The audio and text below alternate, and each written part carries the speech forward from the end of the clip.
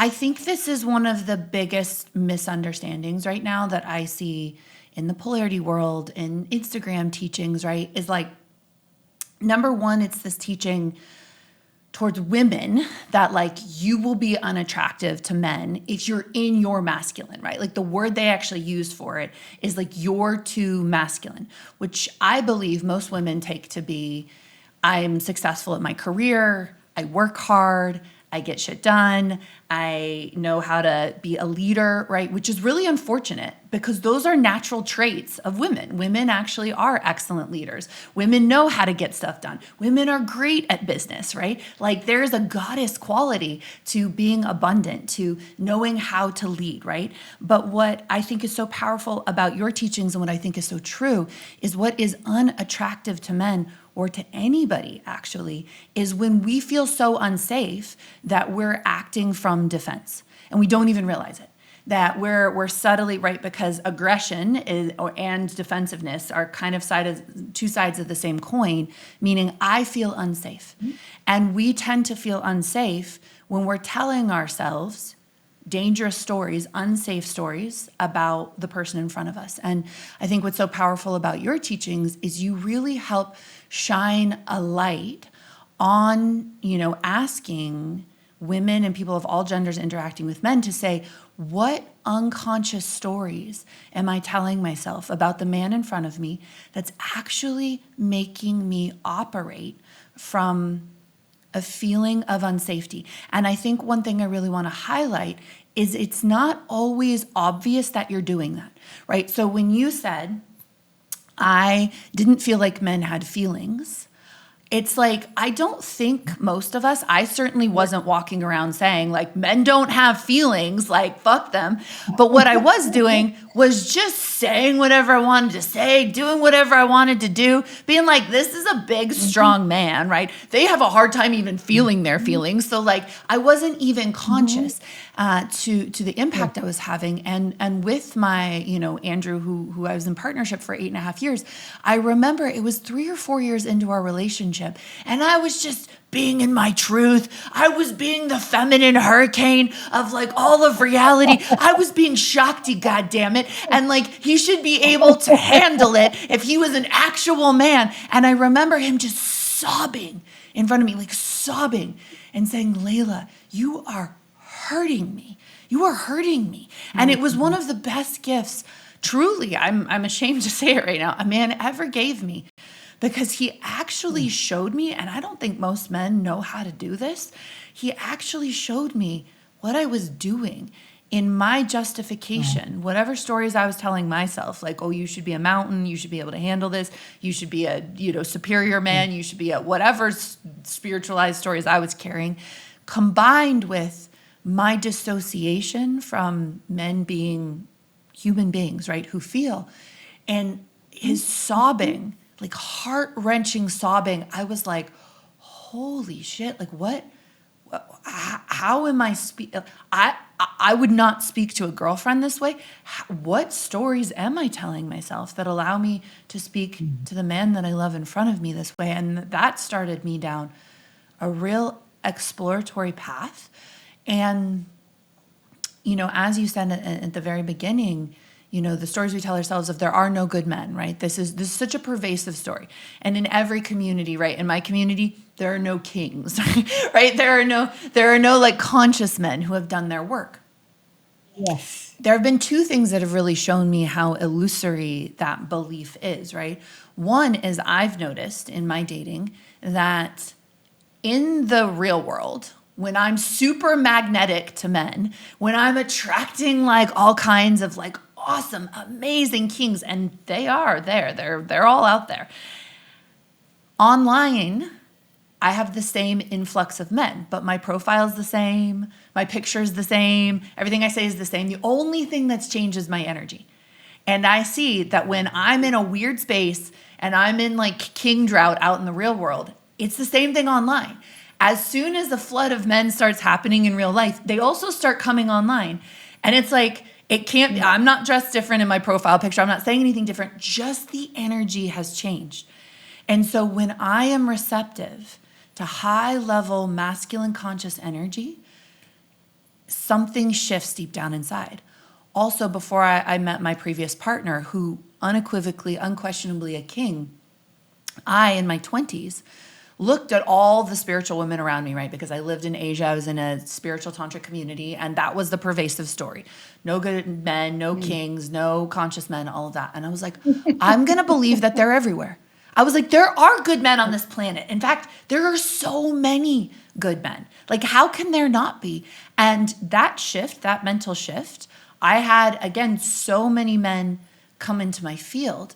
So I love that you really highlight that, because shifting that belief system has a lot to do with saying, do I want to believe that there are a lot of good men on this planet? Do I actually want to be receptive to them? And I think one of the core teachings of yours that I think is so, so powerful is, what if it was never about, am I good enough? Am I worthy enough? Am I attractive enough?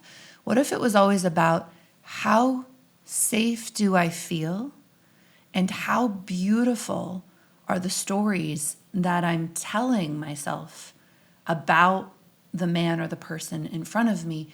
And I love this because at the end of the day, it's really about saying, when you say taking, like in some ways, like take self-responsibility for your impact on men, there's the farthest end of the spectrum to me, which is like, yeah, I'm yelling at him, I'm shut down, I'm cutting him off, I'm, telling him how it is, I'm emasculating him. But the early seed that I tracked back, that starts before there's even any physical action, is the story you're telling yourself. And when you're telling yourself the worst possible story about the person in front of you, they're going to feel it in the field, right? And that creates a contraction in them. That creates a defensiveness in them. And so it's so subtle, even for so many of us. Like, I don't even have to be yelling at the man in front of me. I don't even have to be telling him that he's not as intelligent as me, or not as good as me, or not as spiritual as me, or not worthy of being my superior man. All I have to do is have such a subtle thought field in my space that is clouding my ability to see his divine masculine, that alone will create an energy contraction in him. And so the deeper work of removing those projections, removing those stories of men, we're not even talking about, not screaming at them or not emasculating them by like telling them how it is. We're actually talking about switching our stories of how we see the man in front of us, so that there's even like subtle safety in the energy field. And men feel that. When I did your work, really dedicated myself to it, and many other things, the work of Byron Katie has been so helpful as well when it comes to very strong projections. Men started to say, I have never felt so safe with a woman in my life. And for someone who experienced sexual abuse, who, was a ball buster asshole, like, I'm so unsafe around you, so I'm going to constantly prove myself to you. It became the greatest compliment, like the greatest standard to me was a man feeling safe in my presence. And so I'd love to hear from you, as we talked about what makes men feel so unsafe, what makes them feel so unseen, what can women and people of all genders do to support a man to actually feel safe? And the interesting thing is sometimes when we say safe, we think like, oh, well, now he's going to be all soft. Sometimes yes, but a safe man also, as you're saying, feels like he wants to protect you. And that's where you get that king behavior, right? He feels safe with you, so he wants to protect you and provide for you. Ergo king. And I think a lot of, especially spiritual women, that's what I'll speak for because I know us, we're like, you're not a superior man. You're not a conscious man. You should be able to take everything I can throw at you, including my unintegrated trauma. And that's how I'm going to test you, right? That shuts him down. He doesn't feel safe. When he doesn't feel safe, his nervous system is not in protect and provide. It's a downward spiral. And then we're like, oh yeah, where's your king now, right? So what I've learned in your teachings is, how as the feminine do I actually foundationally support a man's nervous system to feel safe? And what's interesting about that is that's not coddling him. It's not being his mother. What that does is it actually activates the king, protector, and provider in him. Okay, can I clean up a couple things. Yes, please. Tell me where I have illusions. Well, we speak about kings in terms of the stages of development. So boys, right, pages, teen, puberty to late 20s, knights, somewhere around late 20s, some start earlier. Princes, they've found the hill, they're going to climb it. The tunnel, the transition between a prince and a king. And that what distinguishes a king is clarity about who he is. And what happens in the tunnel, the beginning of the tunnel, is men being appalled at how they have adapted and accommodated people in order to be accepted or approved of or successful. And they experience deep shame over having done that. And that shame causes a disconnect from themselves. And the tunnel is the transition of a man from prince to king. From prince to king. And the transition is first confronting the self-betrayal and then shifting to the willingness to pay the price of not being approved of not being accepted as you are. So from seeing the cost of having adapted to being willing to pay the price of not adapting. And so that's why these men are so solid. They're clear about what they will not self-sacrifice anymore. And it's like my boyfriend, the first time that I botched a job of asking him something about how he was driving, he said, "That sounds like criticism." And I stopped taking that a long time ago. And I mean, that was hot. And I burst into tears that the Alison Armstrong criticized a man, right? And finally unwound it to, I was scared. And then we made a deal. Instead of trying to figure out a nice way to say something that really has knives in it, do you always drive so close to the right side of the road? To just say, I'm scared. And then he corrects it. There's zero attack in it. But I had to clear that up because Layla, procreate, then protect, then provide. So what I call the hierarchy of instinct. I would assert that if you think of it, it exists in both dimensions. There's procreate, then protect, then provide in human instinct, which is going to be procreate is sex and entrepreneurship and gamble, risk in all domains. And protect is self-protection or protection of me and mine and my tribe and searching for threats everywhere and turn the news on to find out, what else I have to protect them from. And provide is what I call decide and provide. I know better than you. Women do this too. I know what you need and I'm going to give it to you without asking if you want it. And then I expect to be appreciated for this. And you better deliver that, right? So procreate, protect, and provide, they also exist in you could call it human spirit. You could call it the divine. And I call it passion, peace, and providence. And it's a spiritual expression of creation, of guardianship, husbandry, right? And the providence, the benevolence, where you're giving to give, not to give back. And so all of us will procreate, protect, and provide doesn't disappear. It's there all the time. It's in what domain and what's the focus.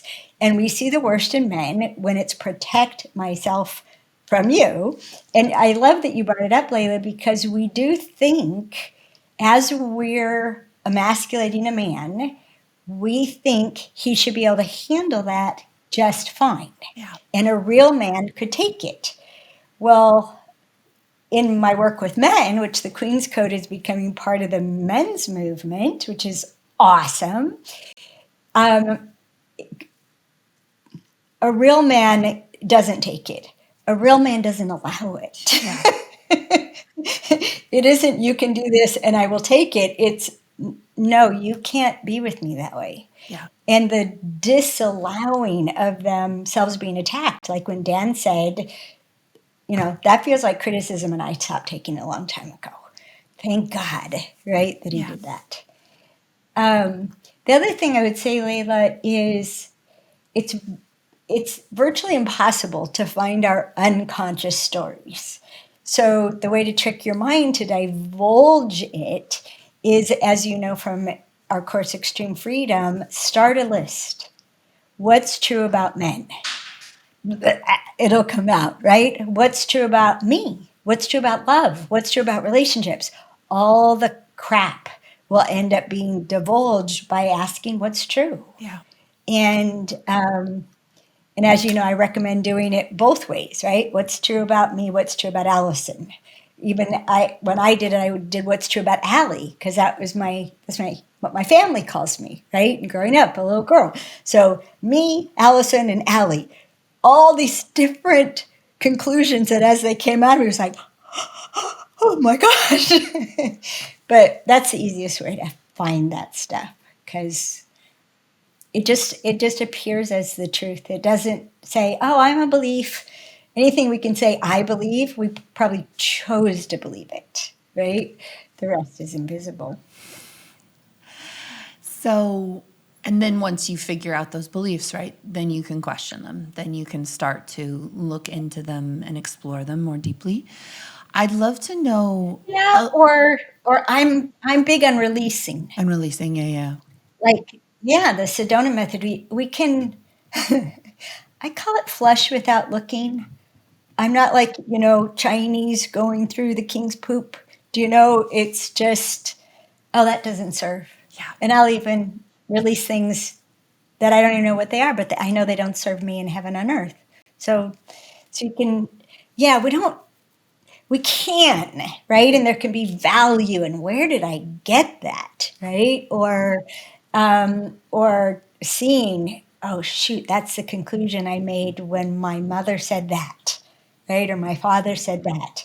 There can be value in it, but I think too many people think if they can't find the origin, they can't excise it, and it's not true. Yeah, no, you don't need to know why it happened or even the history of it.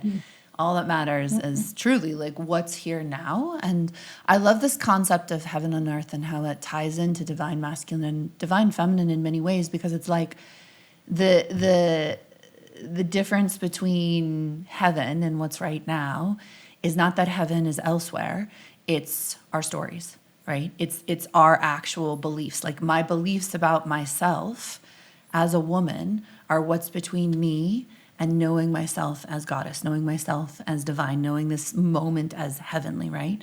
And it's true as well that the difference between me and divine masculine is my story about the man in front of me, my story about who he is and who he can be.